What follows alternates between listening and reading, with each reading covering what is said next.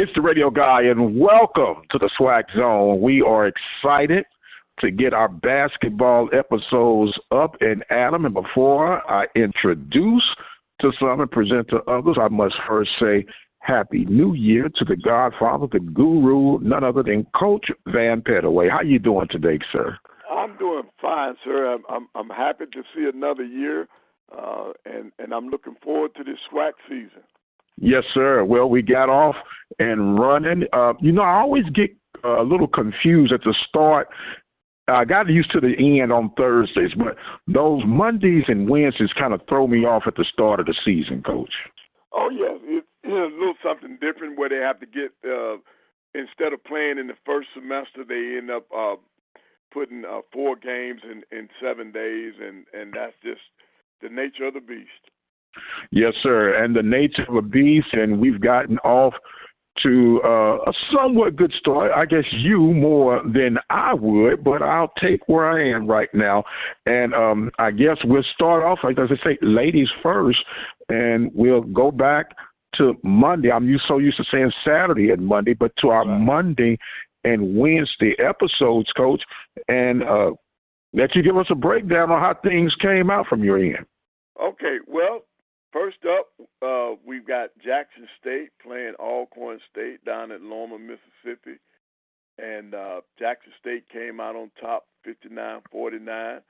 I don't think this was I don't think this fooled anybody, because I think most people expected Jackson State to go in there and win this basketball game. So it was 59-49, Jackson State over Alcorn. Yes, sir. Jackson State's been a machine, especially with the women's program, man. It's just amazing how consistent that program has been. Oh, yes. Yes, she's doing a phenomenal job down there.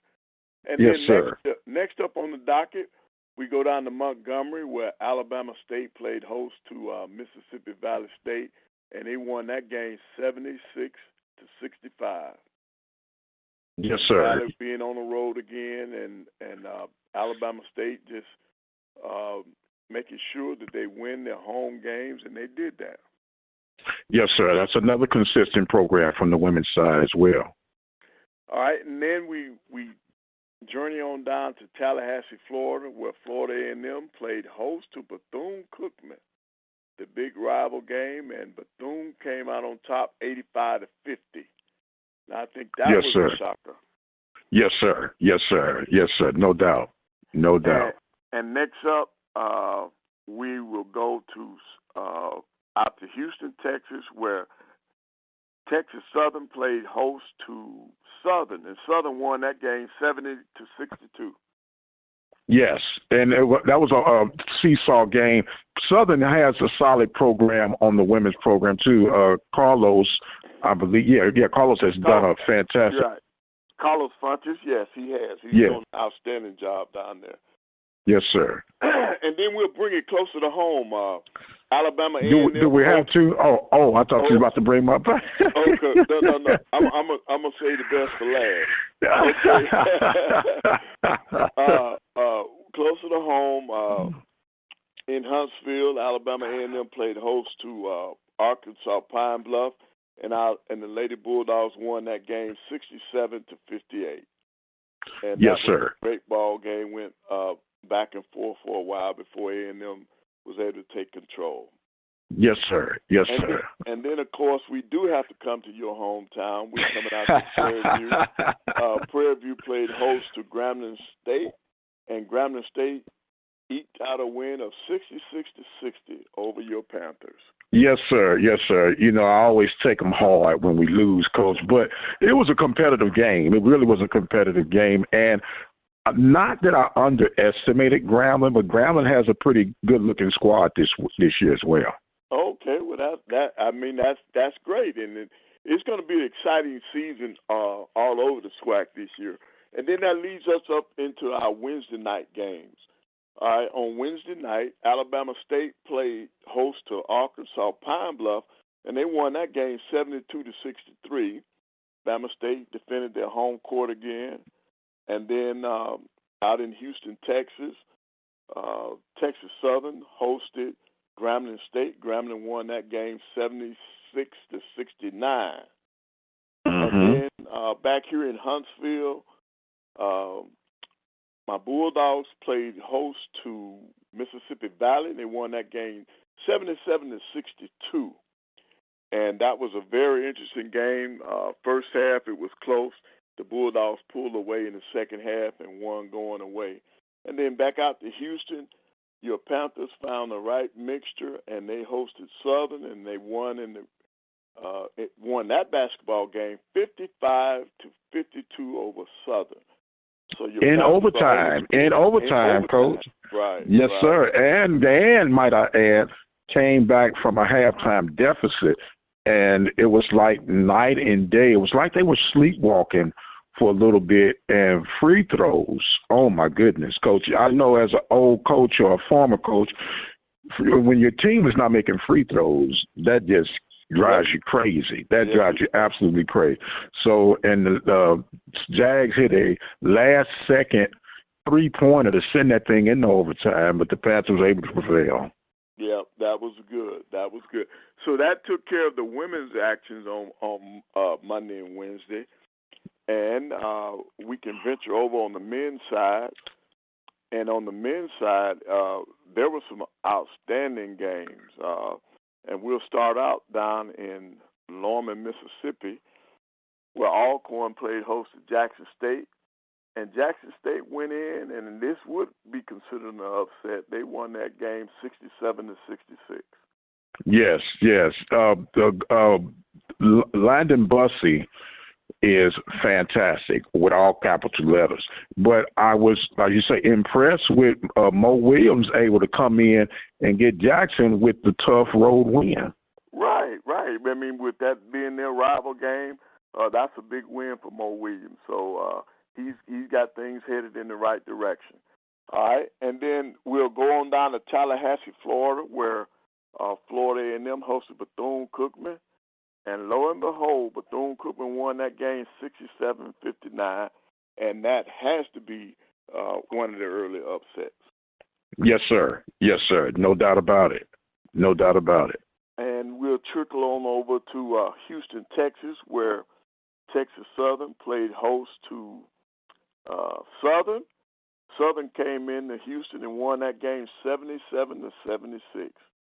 Yes, buddy. It seems as if Southern, they have a knack of going on the road and beating Texas Southern for some reason. You think it's those uniforms, Coach? I think that might have something to do with it. All right, and then over at Prairie View, your Panthers hosted Grambling State, and they won that game 61-60. Now, I had that game as a toss-up because, Grambling came in with the best non-conference record, and your Panthers had won a couple of non-conference games that had shocked some people, and for them to come out and win that game, I thought that was big for Coach Smith, real big. Well, Coach, those two teams, believe it or not, have similar styles and approach to the game. And it made it a very competitive contest. And fortunately, the Panthers were able to salvage that 1 point home victory to keep the Tigers at bay. Yep. And then last but not least, here in Huntsville, Alabama A&M hosted Arkansas Pine Bluff, and they won that game 66-59. And that was a very competitive game. It went down to the wire. Alabama A&M pulled away in the last, under the 4-minute mark to take that victory. And then that leads us into Wednesday. And Wednesday night's contest, first up in Montgomery, Alabama, Alabama State played host to Arkansas Pine Bluff, and they won that game 80-66. So Alabama State has jumped out to a 2-0. Their first two conference wins under their belt, and that's good for Coach Maddox, who is in his first year there at Alabama State. So they're looking good and looking tough at home. Yes, sir. And then they on I'm sorry. The SWAC has this thing backwards. Well, that is them being there. And then, of course, in Texas, in Houston, Texas Southern played host to Grambling. Grambling went in. I guess they were angry from the other night. They won that game 85-72. Yes, sir. Yes, sir. Yes, sir. That was a surprise win to me, considering how they played the night before and how Southern, I mean not Southern, but Texas Southern, taking 2 home losses early in the season. Right. That is interesting. That is interesting, especially with them being picked one of the top teams or the top team in on the men's side. Yes, sir. We'll talk about that because they didn't give my Panthers that much love, but that's okay, Tito, Coach. That's okay. We'll right the wrong. We'll right the wrong on the court. There you go. And then, of course, here in Huntsville last night, Alabama A&M played host to Mississippi Valley, and they won that game 75-68. George Ivory came back, and he had those kids playing hard, but Alabama A&M and Garrett Hicks, who was 7 out of 10 from the 3, he pulled away. They pulled away late to win that game. And then, yes, sir. And last but not least, out at Prairie View last night, Prairie View hosted Southern, and Southern won that game 66-62. Yes, and sir. Yes, sir. Had to be. That had to be disappointing for the family. It was disappointing, but we know we put a lot of emphasis on the Prairie View Texas Southern matchup, but I have to put that Prairie View Southern matchup in that same type of category. It really, you throw away the records, and these guys go back and forth like standing in the middle of the ring, just throwing blows, and it was another epic game on that Wednesday night. Wow! So it's so in the early going now. It's you got a few surprise teams at the top. Both Alabama A&M Southern and Alabama State are both 2-0. Bethune-Cookman played their rival game, so they're 1-0 along with Jackson State. So yes, sir. The standings, there's a big shakeup right now, but it's still early in the year. And the teams are filling each other out on both sides for both the men and the women. Yes, sir. Yes, sir. Well, which leads to this weekend's matchup is going to be some intriguing matchups. I know you're going to go through the schedule, but I'm interested to see how my Panthers respond on the road against the George Ivory led Golden Lions and the I'm sorry, I said Golden Lions. I got them mixed up. I know he was at the Golden Lion, but with Mississippi Valley, and they do follow up with the Golden Lions. So I'm intrigued to see how the Panthers will respond on the road early in the season. Right, and then also your Panthers at Mississippi Valley. Then you got Bethune-Cookman going down to Grambling. You got Florida A&M visiting Southern. That should be a great matchup. Alabama State and Jackson State will tussle in Jackson, Mississippi. And then Texas Southern will be at Arkansas Pine Bluff. And my beloved Bulldogs will be at Alcorn State in Lorman, Mississippi. So yes, sir. It's some intriguing matchups, and Saturday is going to be a big day for SWAC basketball. And then you got HBCU Go is going to be at Pine Bluff for the Pine Bluff Texas Southern game. Yes, sir. Yes, sir. That should be a good game. And I'm intrigued to see how HBCU Go handle the basketball coverage. They did, I thought, an exceptional job with the football season. And I don't know what all the layout will be, how many cameras they plan to have in the mix of everything. But so far, I would have to give them a very high thumbs up for their coverage of the conference in this early part of the partnership. Right, and I agree with you, and I give them a high mark also. I do know Charlie Neal has already told me he'll be doing basketball, so he's looking forward to it. Charlie Neal and I go way back. In fact, he covered me in my first year as a head coach, so we've got history there for years.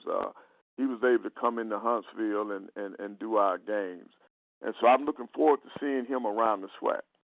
Yes, sir. Well, speaking of the home court advantage, Coach, you guys have settled in with your new facilities, and you're kind of being stingy out there in Huntsville. Right. It seems with the brighter lights, they're seeing the gold a little bit better. Oh, man. It's a great facility. It's by far the number one basketball facility in the SWAC, and all the amenities are there. All the amenities are there. In fact, at last night's basketball game, we had the commissioner for the Alabama junior colleges present, and because they have decided to move their season-ending tournament to the event center. So it's up and running. Well, that's good. Yep, it's up and running, and it's great. I think the fans around the SWAC will enjoy coming to Huntsville. Do you think you can get some state basketball tournaments there? Right. Well, that's they put in a proposal to host the state. Well, I meant high school. I was thinking high school. Right. Correct. Yeah. They put in a proposal to host. Some of those contracts are up coming up in the next couple of years. They'll end, and so Alabama A&M has already put in a bid to host. So we'll see how that goes.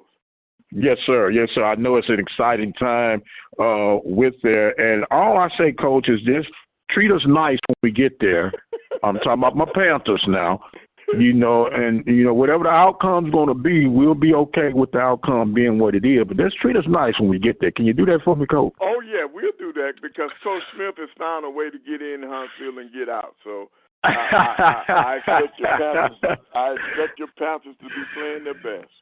Yes, sir. Now, Coach, I wanted to ask you some technical, I guess, questions or some X's and O's questions, and maybe you can help bring some clarity, at least to me and maybe a couple other people. Because, like I said, I do enjoy basketball, but I am nowhere as in-depth and in tune with basketball as I am with football and baseball. Mm-hmm. So my question is, what makes a zone defense so difficult?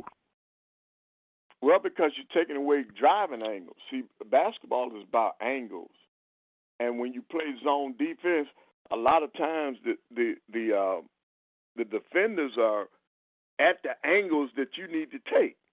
So that's why you see the ball going around the perimeter so much, because they're taking away driving angles. And in last night's game against George Ivory, who plays the best matchup zone in the SWAC, he held A&M at bay until the last 5 minutes of that game. They did not pull away, and it's because of the zone. And his team is long, just like Syracuse. Syracuse has one of the toughest zones in college basketball. And Coach Boeheim, he recruits to make sure that he gets long athletes to recruit to come in there so that his zone will stay big and long, and it puts you further and further away from the basket. And you take away those driving angles. So that it's a combination of the taking away the angles and pushing you further away from the basket.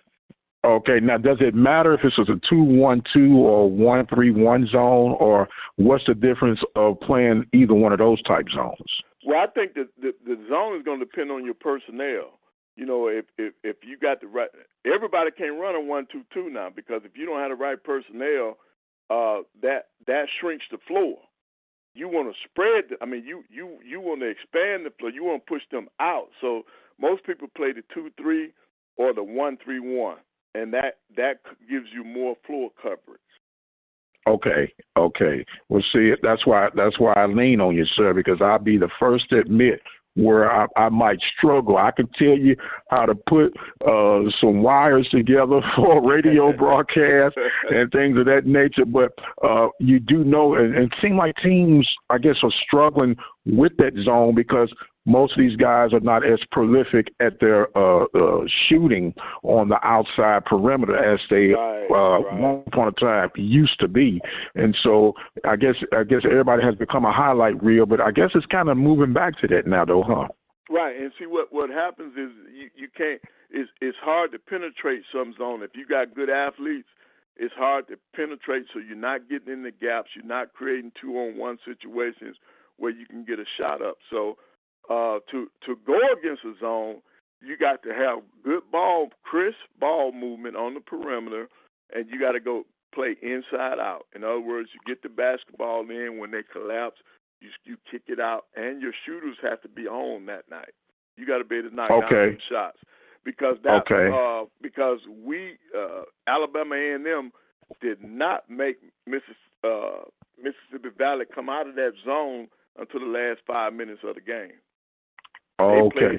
They played for 35 minutes. They played nothing but zone. Wow. Now, would you also use zone if you're giving up size against your opponent?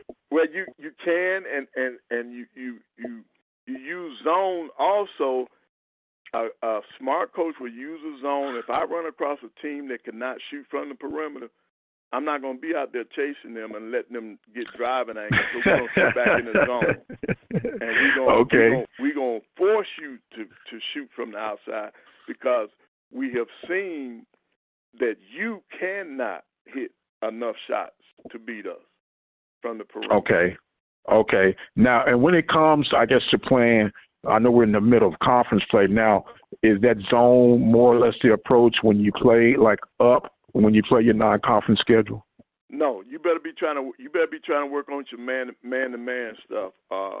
Most of the time, you're gonna play other teams man-to-man, and you use the zone. To be honest, Dr. Prince, it depends on the people you're playing. What are they doing best? That would determine whether or not you would play a zone. But there are some coaches that refuse to play zone. Some coaches never play zone. They don't do it. That's not in their DNA. That seems like that's not too bright. That's not too bright, huh? Well, if they got the athletes, see, if you got the McDonald's All-Americans, you can do that. But you can't have guys that just go to McDonald's and think you can do that. Okay. Now, I'm going to put you on the spot. I'm going to put you on the spot early in the season. We got a long season to go. By your assessment of what you've seen thus far, who would you say, let's say the top 5 athletic teams on the men and the women's side of the Southwestern Athletic Conference? Okay. Now that one's going to be tough because I have not seen enough of them, right? But that's why I said I'm putting you on the spot, because it's early. Right. It's early. Right. Now, Jackson State, from me covering them last year, on the women's side, Jackson State is one of the most athletic teams in this league. Southern's women, Alabama State, Alabama A&M, and then this year, Alcorn and Grambling. Those are. I think I gave you 6. Those yes, sir. On the women's side, those are the most athletic teams that I've seen, that I have come across. Okay. And on the men's side, your Panthers, Southern, Jackson State this year is going to be in that mix, and you got to put Grambling in there. Yes. And then Alabama A&M. Now, Texas Southern is the team that they picked to beat. But in my opinion, they're not very athletic. They can just play. Right. Yeah. Well, some people are hearing you. They'll be like, well, "What's the difference between being able to play and being athletic?" It's a little bit of difference, because the athletic guys you can put in a hybrid type position or situation, and that athlete, they kind of program to do things a certain way. Correct. And they can see, most of the time they're multifaceted. They can do more than one thing, and that's what you really look for. I think in any sport you look for the best athlete. When you don't get the talent, you better have some athletes. Yes, sir. Yes, sir. Because you can compensate with an athletic person. Right. Now, I know you have mixed emotions when it comes to the portal, Coach, but if the portal was around in your era, you think you could have done some damage? I do believe to the two things that I wish I'd have had, the portal and that arena that they have now. Well, Coach, you always pretty tough. You always pretty tough in Old Brubaker, man. Yeah, I know, but I promise you, but in terms of luring recruits, that's a recruiting tool, that event center. And had I had the portal and that event center, I probably would still be in it right now.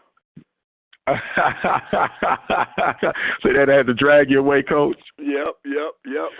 Oh, man, that's all right. That's all right. Now, look, Coach, a lot of people that are listening in might not be aware, but you do the broadcast for your beloved Bulldogs. How can people get a chance to check out the work that you're doing, sir?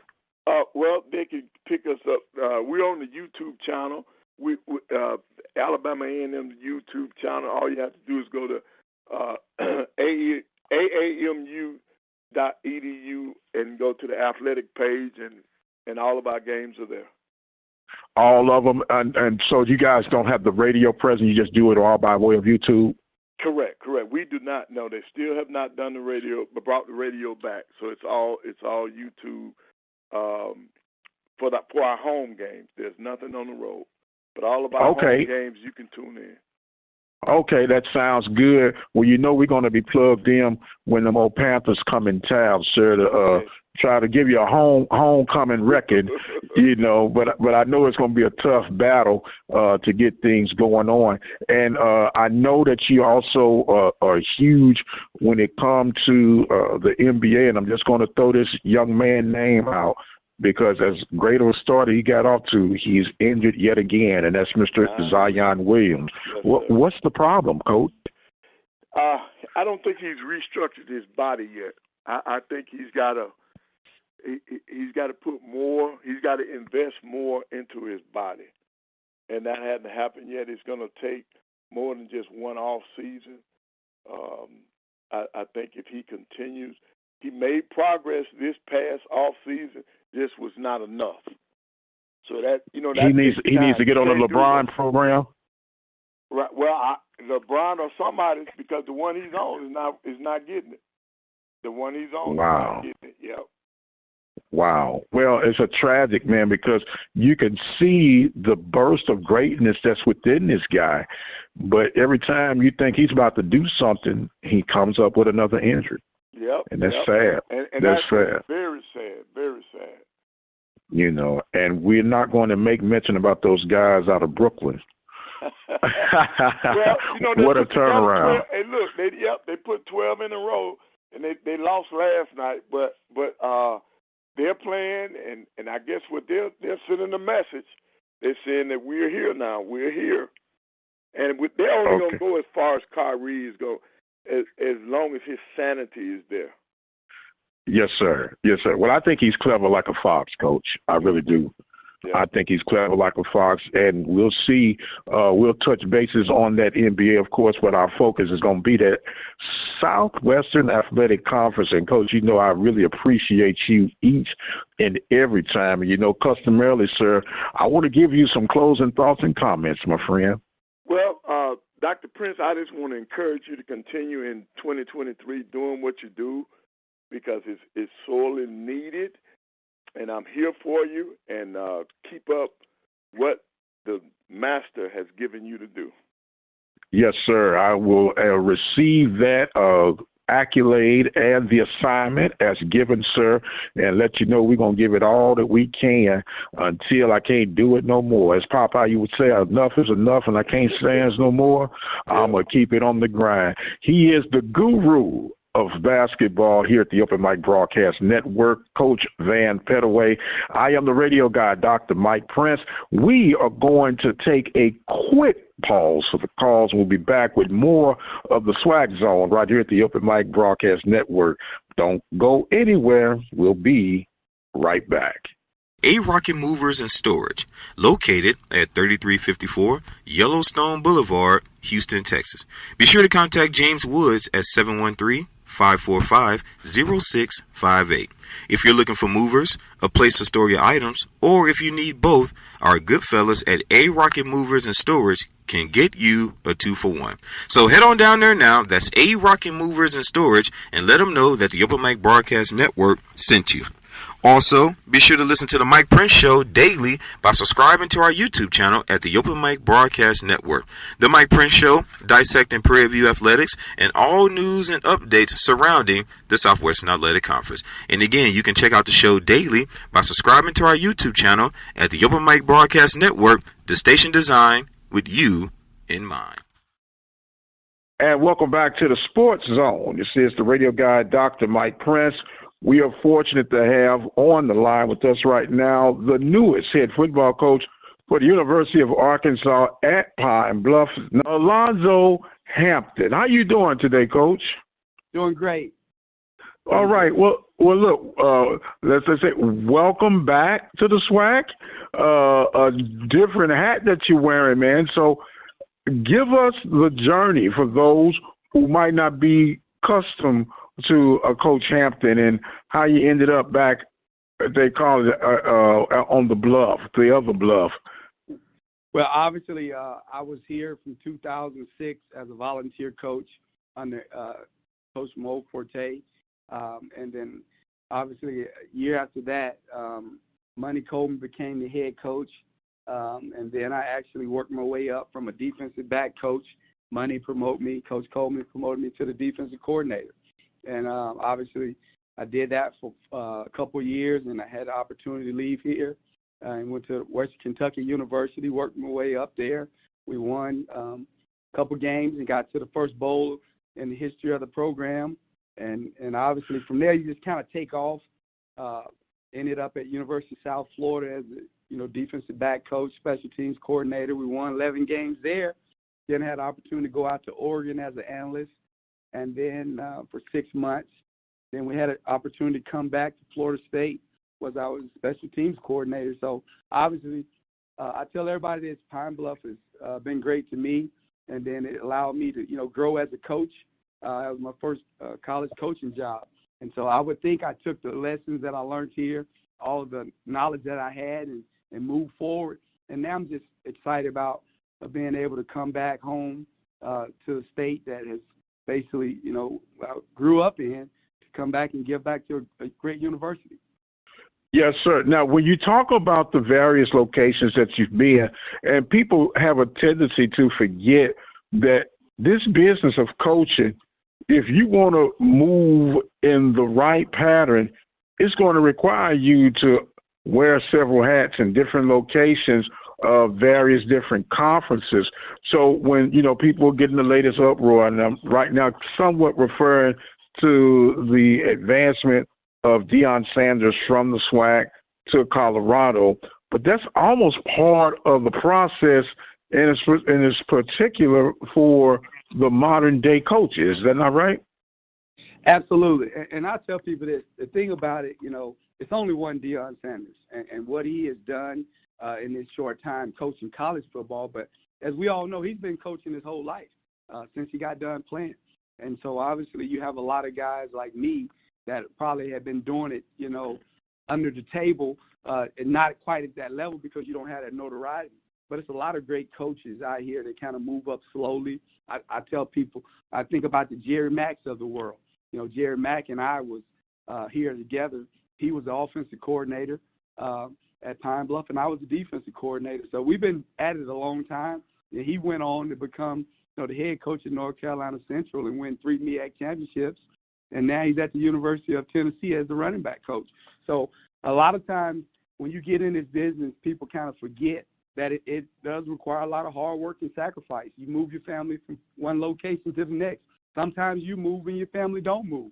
So obviously being able to come back and do what we're doing now, like you said, all the sacrifices that you make, now it seems like it was all worth it. Yes, sir. Now, when you have traveled like you have, when you deal with the various type of budgets that you're accustomed to seeing, and you coming back to Pine Bluff, as I would refer that you're walking into the situation with your eyes wide open. How do you make what you would feel are the necessary adjustments for a successful program? Because let's be honest, regardless of what the budget is, coaches are brought in to win ball games. How do you get yourself prepared mentally for a task like that? Well, only thing I can relate it to is this. Last 2 years, I was assistant head coach at my alma mater, University of Louisiana Monroe. We had the lowest budget in FBS. And so obviously, you're expected to win in the Sun Belt, but every team in the Sun Belt had way more than we did. And so obviously it's no different here. You know what the budget is, but we say this, we're going to be able to do more with less, okay? And those are the kind of people that I'm looking to hire, people that I'm looking to be around. So if you're worried about how much money you're going to make or you don't have this or that, this is not the job for you. And so that's why I'm kind of taking my time and hiring the staff and kind of, taking it nice and slow. But obviously we're not going to make excuses about what we don't have. It's about guys wanting the opportunity to coach college football and have an impact on the young men that they touch every day and the young women that's in our program. So obviously for us, we ain't going to make any excuses about the budget. And you said it right. It's about wins and losses. We're all about, we want a model program excelling in academics and athletics. And again, at the end of the day, we want them guys to be first-class citizens on and off the field. So we're going to win because we're going to invest in those young men and women in our program. And obviously, they're going to do a good job and go out and graduate and come back and give back. And then so we won't have to worry about some of those issues that we're talking about, not having all the other things that other universities in our conference have. Yes, sir. We're talking right now with the head football coach at the University of Arkansas at Pine Bluff, Coach Alonzo Hampton. And I have a slight philosophy, and I've been referred to by some of our younger listeners, in particular of fan base who might not like or agree with the opinions that I have, and I'm okay with that. I'm 55 years old. I can deal with that at this stage in my life. I've been called a relic, out of touch, and whatnot. But I believe when we have the situations, and I'm going to say the unique situations that we have within the Southwestern Athletic Conference, I think there should be more emphasis on a system, the nutritional or the training table we refer to, and compared to a brand new fancy pretty. You guys got a nice stadium, but I'm just saying, do you think there is too much emphasis on the actual playing stadium or the amenities that have somewhat to do with it, but not everything to do with building a successful program? Well, I'll be honest. When I was here in 2006, all these kids wanted was the opportunity to come play college football. And I'll be honest, over the years, as you look now, that's really all it's about, because it's not a lot of people playing college football. And to do it at any level is very exciting for the young men. They get an opportunity to do it. Now, obviously, you want to play in front of 20,000, 30,000, but at the end of the day, it's just football. It's 11 people on one side, 11 people on the other side. And you get a chance to go out and prove who's the best team. So I don't really look at it from that perspective. I played in big stadiums. I played in small stadiums. But at the end of the day, it's about imposing your will on the other team. And so I think the young men that we recruit to our program, I mean, the stadium is what it is. We have one of the best stadiums in the SWAC. I mean, we got a turf field. Obviously, we got one of the best bands in the country. And so we're just excited about the opportunity to be able to line up on Saturdays with our team and go out and put on a show for our fans. Absolutely, Coach.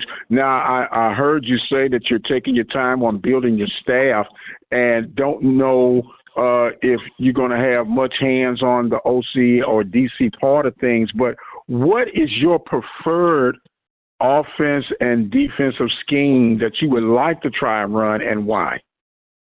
Well, obviously, on offense, you want to be able to spread the football. You want to be able to play fast. I tell people that if you look in this league, the SWAC, anybody that has a quarterback has a chance to win every Saturday, okay? And so now if you add tempo to that, now you got a better chance to win the game. And so obviously that's kind of what I would love to do. I want to be able to run the spread and be able to run it at a pace that most people can't adjust to. And if you look at the TCU Michigan game on last week, that's exactly what you saw. I mean, everybody was saying, Michigan would run all over them, but they didn't have a chance to run all over them because TCU was running up and down the field, and by the time they turned around, the ball was in the air again. So that's what I want to do on offense. But, again, we're not just going to be so sold out to it that we can't slow down when the time is needed to. And, obviously, we got to get a guy at the quarterback position, and we think we have one here on campus that can do some special things. And on defense, obviously you just want to be very aggressive. I tell people that you want to play fast, physical, and aggressive. It's no secret to it. If you can get out to the quarterback, you're going to have a chance to win every game. And obviously, being able to take the ball away from them, things of that nature. And on offense, we want to be able to not give the ball up. And the special teams, I tell people this, we're going to be relentless on special teams, on our coverage teams, in a return game. We just want to be able to give the fans excitement. When we talk about special teams, we want to be special in that arena. And so we want to be able to take the ground that's given to us. And I think what you'll see from our football team, you're going to see an offense that is fast-paced. On defense, you're going to see a defense that's aggressive when need be. And obviously on special teams, you're going to see some exciting brand of football from the coverage team and from our return units. Okay, very good, Coach. And it was ironic that you brought up the TCU comparison because I was thinking about that, and I actually had picked TCU to win that game, believe it or not. I should have gone to Vegas or something, but oh well, easy come, easy go, right? But with that being said, and you talked about the spread, which is what other SWAC programs are doing, and most college programs today are doing, and most of them are running a 4-2-5. But the twist about TCU, they run a 3-3-5 on the defense. Is there any advantage or disadvantage that you see at doing that on our level, or why would be a circumstance? I understand the circumstance is you get players who might not be as fast or as talented for that 4-2-5, and do you buy into that as a potential part of your scheme? For us, I'll tell you this. We want to be multiple on defense. You may start out in a 4-man front. It depends on what personnel they're running. People say you want to play with 5 DBs on the field, a 4-2-5. But at times, if it's third and long, what does most people run anyway? They run a 3-5-3. So at the end of the day, we're going to be multiple in what we do, and then we're going to look at our roster, and then we'll build our defense around our roster. And that's the one thing. As I talk to defensive coaches, defensive coordinator candidates, that's one thing we talked about. We're not going to be married to a certain defense. We're going to put our kids in the best position to succeed, and that's the same way on offense. I want to be spread, but if we don't have spread guys, we may have to get in 21 personnel. We may be 20, but it's just ways to disguise it that you can kind of make this thing fit what you want to do. And I tell people, the good thing about me, I'm a high school coach, and the first thing I learned was the KISS method. That means keep it simple, stupid. And so that's what we're going to do with our football team. We ain't going to do anything fancy. We want our kids to play fast and play free. And if we can do that, then we're going to put an exciting product on the field. And then, obviously, in this league, I think anybody can win it on it every Saturday. So, obviously, you got 2 or 3 teams that have been at the top of it for the last couple of years. And I'll say 2, Jackson State and FAMU, they've been battling. Those are the 2 teams that you're chasing. And then on the west side, you have Southern. That's always good. Coach Dooley's one of my good friends. I enjoy Coach Dooley. Coach Miller, the D coordinator. I worked underneath him when I first got into college coaching here at Arkansas Pine Bluff. So you got some good teams, and you just have so much respect for Grambling. And then you just look at, I tell people this, Texas Southern and Prairie View, they coming. So, I mean, it's a great league to be in, and obviously I'm excited to be back in the conference. You look at Alcorn, man, what they've been doing for year in and year out. I mean, every week is going to be a battle. So I'm excited about it. And obviously when we get our coaching staff put together, the guys that I'm talking to, they're excited about the possibility of coming to work with me so we can get it done together. Absolutely. When you referred to that KISS method, I said, well, he must have been married for a little while to use that one. I've been married 33 years, and I've been called stupid so much. I think that's my first name now. So I understand that one. That was an awesome reference. Now you talked about putting that staff together, and you missed the first wave of signing some players to your deal. But with the advantage of the portal right now, what and how does that adjust your approach for this next wave of recruiting? Well, obviously, for us, we did miss the first wave of guys. But let's be honest, a couple of years ago, we never signed anybody in the early signing period anyway because you didn't even have it. So for us, we're looking at that as a positive. We get to reset, and now we get a chance to go back in there and look over a lot of high school kids that have been missed. And these are really good players throughout the state of Arkansas and the surrounding states. And so we're excited about that part of it. And obviously, I tell people this, it's over 3,000 kids in the portal, maybe even more now. It's too many to even think about. So those kids are looking for places to go.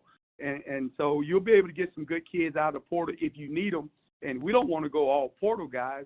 We want to hit the portal by need. And so obviously you like to be able to sign, some kids in February. And then as you move forward through your spring evaluation period, you look at your roster, and now you can go back in and readjust, and then you may be able to sign some guys in the summer that help you moving forward.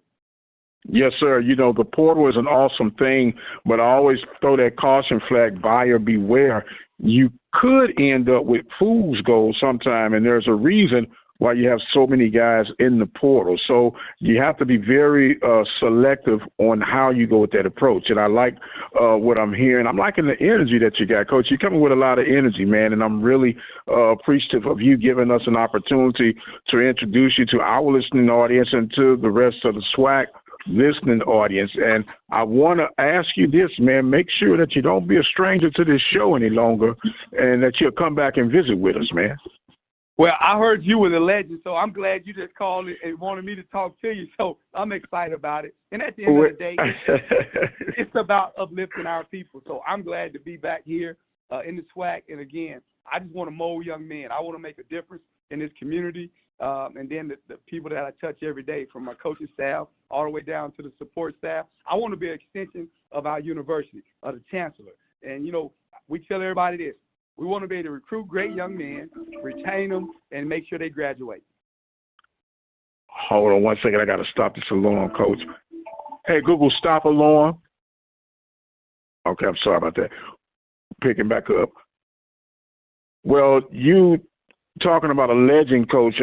Maybe this is another relic statement. The check is in the mail, okay? But when it comes, just kind of hold on to it a little while and let it pass over. I'm going to post date you one. Is that okay? What'd you say now, Coach? I said the check is in the mail for the reference of you calling me a legend. And so since I've been referred to as a relic, so I'm going to send you the check, but you hold on to it because I'm going to post date it for you, okay? Yes, sir. I appreciate that. You my kind of guy. Post date. Oh, man. He is Coach Alonzo Hampton of the University of Arkansas at Pine Bluff. Welcome again back to the SWAC. I am the radio guy, Dr. Mike Prince. You have been listening to the SWAC Zone here at the Open Mic Broadcast Network. Don't forget, you can catch us daily with the Mike Prince Show, and you can follow me on Twitter at the Mike Prince Show, and subscribe to the YouTube channel, the Open Mic Broadcast Network. And until the next time, you guys be blessed, and we'll see you on the other side. Like I said, if I could ever help you, just let me know, and